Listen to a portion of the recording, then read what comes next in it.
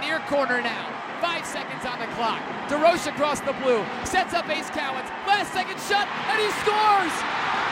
Ace Cowens, top right corner with half a second to go, and the Cats win! How about that? The game could only have 3 more possessions if they use all the shot clock. Who wants it? Area. Milkling puts it home! Vermont fans rise to their feet, and Catamount Country has its first lead of the day. It's been 2,918 days since it happened, but Vermont tops Albany at Virtue Field in 2019.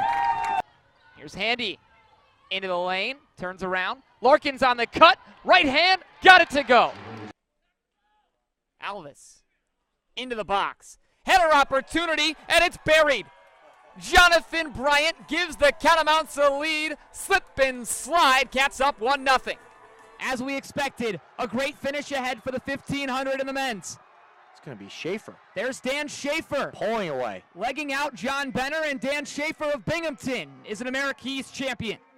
On the far side, Janes with 40 seconds. Comes in, takes a shot, and she scores. Stretch ice pass, here comes Grisak into the left side of the attacking zone. Absolutely crushed by Jake Massey. Dropping back to pass. Long throw down the right side for Clark. He leaps, he makes the catch at the 20. Jukes to the left, trots into the end zone for the score. It's a 2-on-1. Corsia kicks it to himself, comes in on Legas. Wrist shot, blocker save, rebound chance, and he makes the glove save on that one. A point-blank rebound. And Steph says no to Shane Switzer. Hey everybody, welcome to day 2 of the 2019 Outdoor Track and Field Championships in the America East. Hey Catamount fans, welcome to Gutterson Fieldhouse for a very exciting weekend here at the Gut. The main Black Bears in town. Hello everybody, welcome to Skytop Softball Stadium. I'm Michael Lehr alongside Zach Staten. Welcome to the 2019 Rally Awards. This is a really fun night and we're really excited to have you all here to celebrate the work that you've all done over the last year. So you'll be in the 800 meter, and every coach, even just the look on your face there, every coach I've talked to about it this week, every time I mention the 800 meter, they're like, whew, that's going to be tough, it's deep. What are you most excited about with how deep the field is? For you, Albany, it's Tehoga Nanticoke. He is an unbelievable athlete. When we were talking earlier this week, you compared him to Zion Williamson, but of men's lacrosse. So as a freshman middle distance runner in this conference, did you expect her to be as strong as she was this year, or has she kind of surprised you guys a little?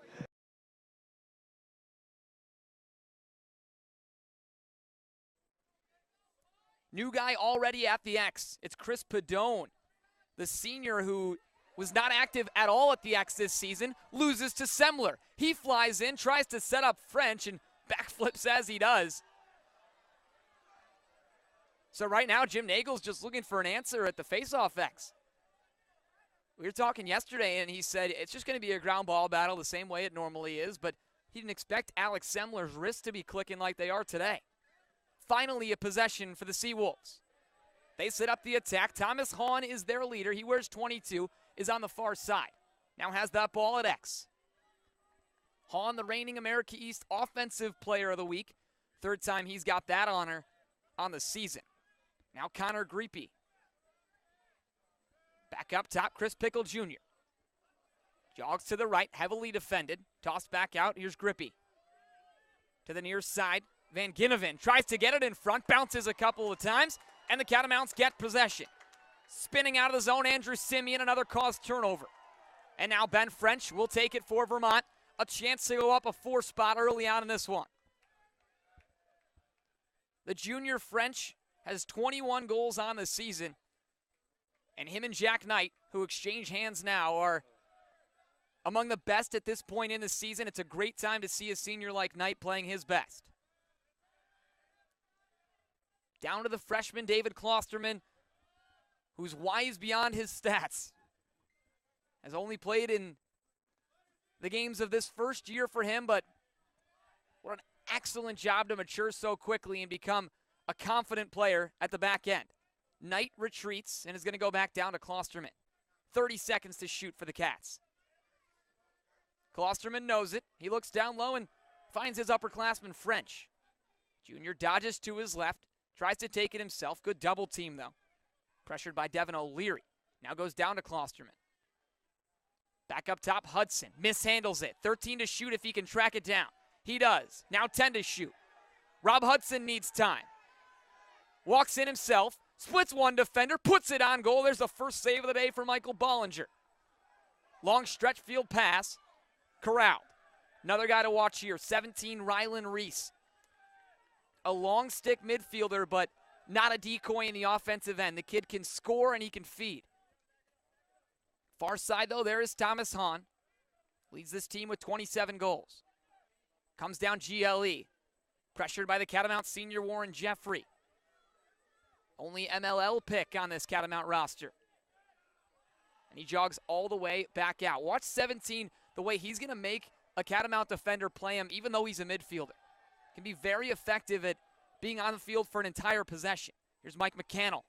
Down all alone. Right side shot, but he doesn't get it off. The Catamounts get possession and a whistle, and it will be Vermont ball. Crease violation against McCannell, and the Cats now still with a chance to go up 4-0. The Seawolves don't have a shot. Credit to Warren Jeffrey for the pressure on Thomas Hahn. I mean, he's a fast kid. Short stick from Ronkonkoma, New York. And here comes Vermont once again. McConvey and Reichman. The junior Liam Reichman has 2 goals in each of the last 2 games. His only multi-goal games of the season. McConvey wants it himself, but couldn't get through the double team, so he spanks it wide. Half the shot clock gone by for the Catamounts. Klosterman's already got a helper. Sets up at X. Good pick there by Area. Klosterman puts his shot in, and Bollinger turns him away easily. Second save for Michael Bollinger. Mentioned the connection between these two coaches. They both played college lacrosse, but under the same head coach at different schools. Dave Cottle was the head coach at Loyola from 1983 to 2001 and coached Jim Nagel, and then Chris Fifes on the other side played at Maryland, and Cottle was his coach as well. That's why these are two very similar teams statistically, the way they play, their discipline on and off the field. Both coaches credited Dave Cottle with molding their lacrosse knowledge. Reichman fights for that ball, picks it up. Under 9 here in the first quarter of this one. As Reichman trots back. Sets up McConvey, now Sal Ieria. He winds, now steps back. Double team, sets up Milkling. Seawolves scrambling, and a shot goes high and wide. McConvey wanted his first of the day. Already has 18 of them on the year. Klosterman with 6 seconds. Goes low, puts it through the legs, and he scores. Steady Eddie can do it all. David Klosterman makes it 4-0 Catamounts. Vermont goal scored by number 10, David Klosterman, unassisted. Again, that's Klosterman. What you saw on that, too, is Klosterman is one of very few guys on this Vermont attack that can switch hands. So he's at the near side on his left, and then has to spin around and use that left instead of going the other way, which he's been doing pretty much every time he's gotten the ball is using the right. So when you only have 7 seconds, you don't really have time to get that great feed in there. You need a guy who can be versatile.